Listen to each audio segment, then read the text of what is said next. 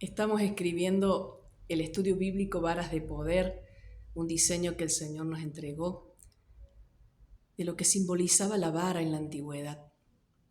Y hemos escrito algunas lecciones y escribiendo sobre Moisés, podíamos ver esta vara de Moisés, cuando el Señor le pregunta, ¿qué tienes en tu mano? Y él dice, una vara. Pero luego cuando el Señor lo envía a Egipto, dice que Moisés llevaba la vara de Dios en su mano. Hubo un cambio de ser la vara de Moisés a ser la vara de Dios. Y este proceso lo sufrió Moisés, lo vivió en su corazón, lo vivió en sus pensamientos, lo vivió en su alma. Este torbellino emocional de Moisés de duda, de desesperación, de decir, no me van a creer cuando les diga. ¿Y cómo te llamas?, le decía Moisés a Dios. ¿Cómo le digo que quién es el que me envía? Pero Dios lo saca, lo enfoca cuando le dice, ¿qué tienes en tu mano? Y a veces nos encontramos, ¿cómo lo voy a hacer, Señor? No me van a creer, no van a llevar atención a mis palabras. Y es cuando Dios nos dice, pero bueno, ¿qué tienes en tu mano? Y ese ¿qué tienes en tu mano? Es un enfoque de Dios, es como un llamado de atención, diciendo, mírame a mí, mírame lo que yo puse en vos. Enfócate en mí, en Cristo, los ojos puestos en Jesús. Y cuando Moisés logra enfocarse, logra verse, puede ver que no era de acuerdo a sus capacidades. Moisés se medía de acuerdo a sus propias capacidades, a sus propias limitaciones, a sus propios logros, a sus habilidades. Hasta allí Moisés, ¿qué tenía en su legajo?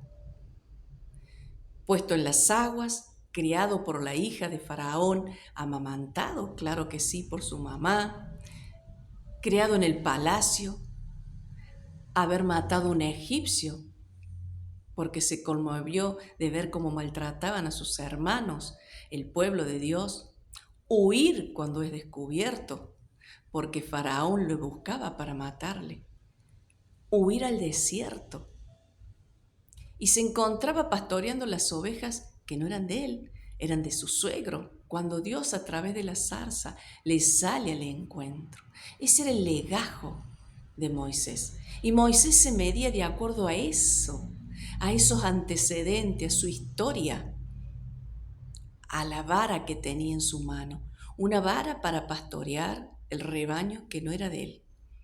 Pero Dios no lo había escogido por sus capacidades, por sus habilidades. Dios lo había escogido desde antes de la fundación del mundo, porque Dios primeramente había depositado en Moisés depósitos de fe, de fortaleza, de poder, para que fueran abiertos cuando Moisés empezara a caminar esas obras de antemano.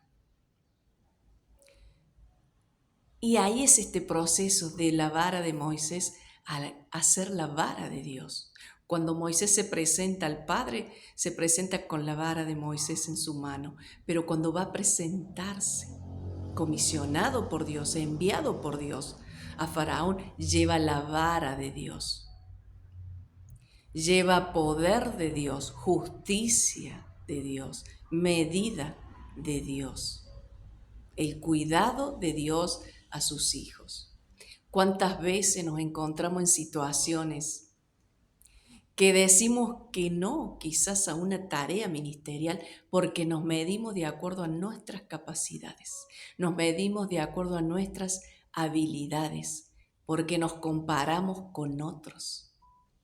Y es injusto que nos comparemos, porque Dios nos formó, cada uno tiene poder de Dios, pero lo manifiesta de manera diferente, como a Dios le plació que manifestemos y alabemos su gracia. Y Moisés le costaba entenderlo, entonces él decía, no me van a creer.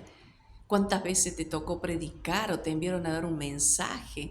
¿O tuviste deseo de salir a predicar en tu barrio, de cantar una canción, de publicar en las redes? Y vinieron los pensamientos que le vinieron a Moisés. No me van a creer, no lo voy a poder hacer, no soy capaz. pero porque te medías en tus propias capacidades.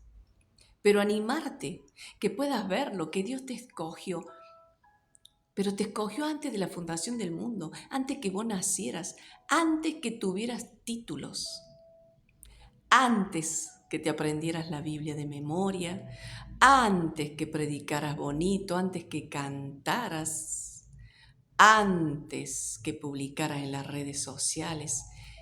Dios te escogió antes, por lo que el mismo Dios había puesto en vos.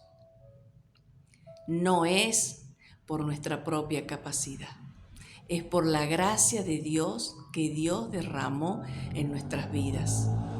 Y a veces nos comparamos o pretendemos y demandamos que todos hagan lo mismo. Porque yo escribo, que escriban todos.